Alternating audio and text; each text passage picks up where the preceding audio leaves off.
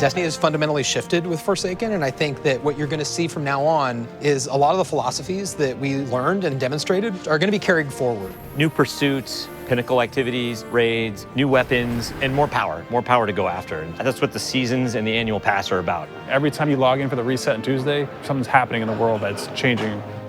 It's going to be like a little advent calendar where you're unwrapping the little gifts underneath the tree, not knowing exactly what's in them.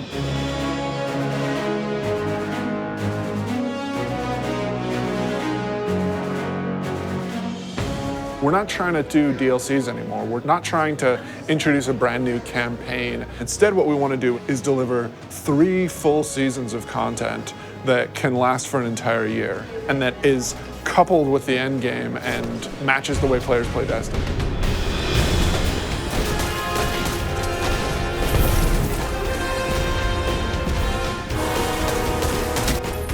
We're taking a really different approach this time around. We're changing that paradigm a lot. We're changing because of the player feedback. We're changing because of the reception to Dreaming City. And we're changing because players want to be able to experience the game, not just in day one feast mode. They want that buffet to last throughout the year and give them reasons to keep coming back. For Forsaken, the quote was like, it's an end game with a campaign, not a campaign with an end game. And we are definitely like adding to the end game.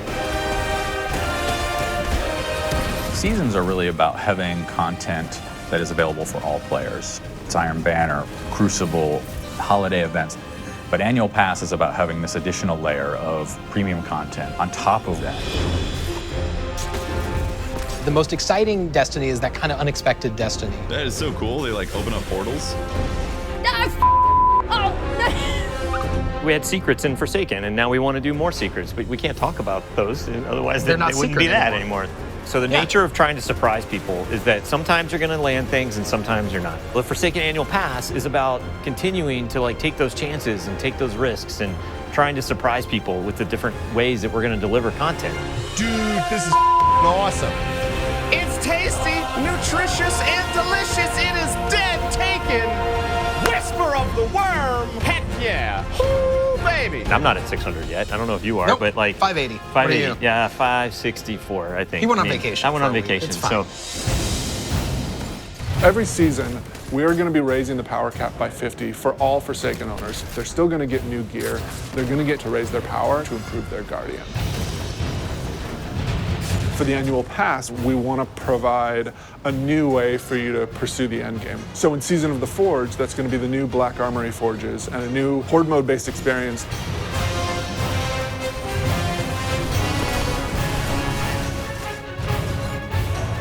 In Joker's Wild, Season of the Drifter, that's going to be new Pinnacle Gambit activities that you can play with your friends.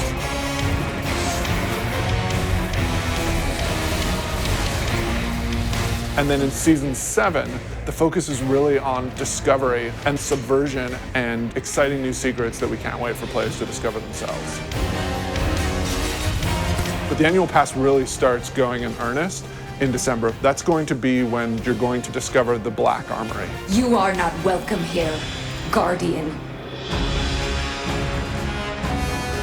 Ada is representing the Black Armory, a faction that you've never heard of before. The Black Armory is all about mystery. They're all about being the ultimate weapon crafters.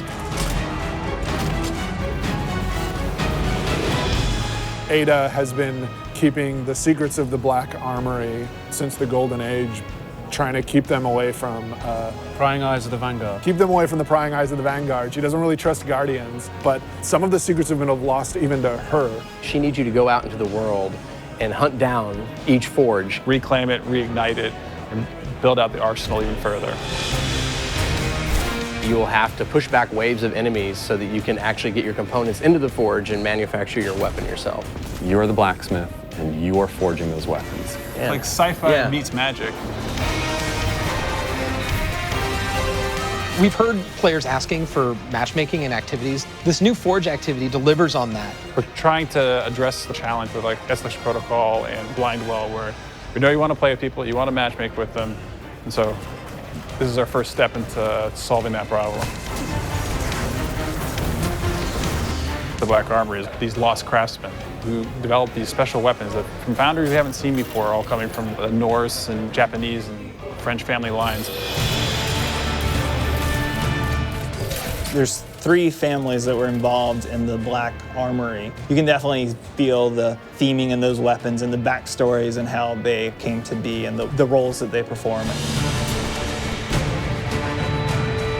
Izanagi's burden is the crazy sniper rifle, where you have a magazine of 4 rounds, and if you do the special reload, it actually crams all 4 bullets into a single round that does damage. That is brutal and will like totally compete with Whisper and Sleeper. It's a sniper rifle that can body shot an enemy. That's all I need to say. The bow is from the Fringe family. It's beautiful. It feels a little thorny in the way it plays. If you like Thorn from Destiny 1, you're gonna love this bow.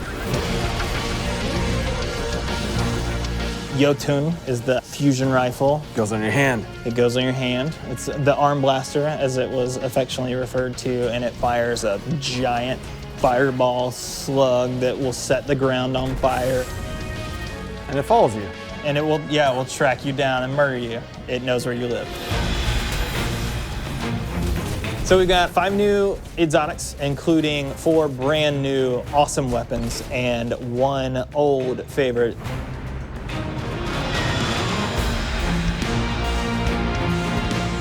We have new legendaries, including the returning archetype of the machine gun.